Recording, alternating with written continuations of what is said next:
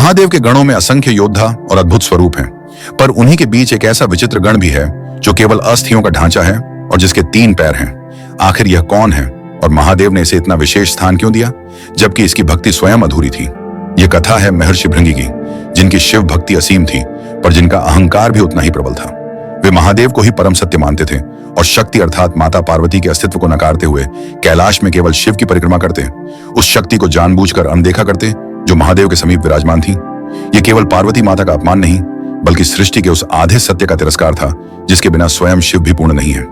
बार बार समझाने पर भी जब भृंगी का हट नहीं टूटा, तब बोध कराने के लिए महादेव और शक्ति एक दूसरे में विलीन होकर अर्धनारीश्वर बने, आधा शिव आदि शक्ति, और अब केवल शिव की परिक्रमा असंभव हो गई। फिर भी अहंकारवश भृंगी ने भौंडे का रूप धरकर अर्धनारीश्वर के मध्य से निकलते हुए केवल शिव पक्ष की परिक्रमा का प्रयास किया। तभी माता पार्वती ने अनुभव का पाठ पढ़ाते हुए भृंगी के शरीर से शक्ति तत्व अलग कर लिया और क्षण भर में मांस, रक्त व मज्जा लुप्त हो गए, क्योंकि यह सब प्रकृति शक्ति का ही स्वरूप है।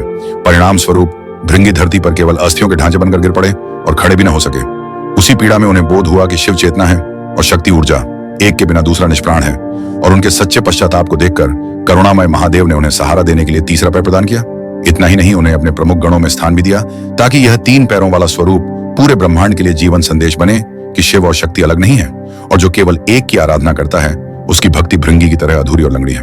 अर्धनारीश्वर को नमन, जो आधे होकर भी पूर्ण है। कमेंट्स में हर हर महादेव अवश्य लिखें।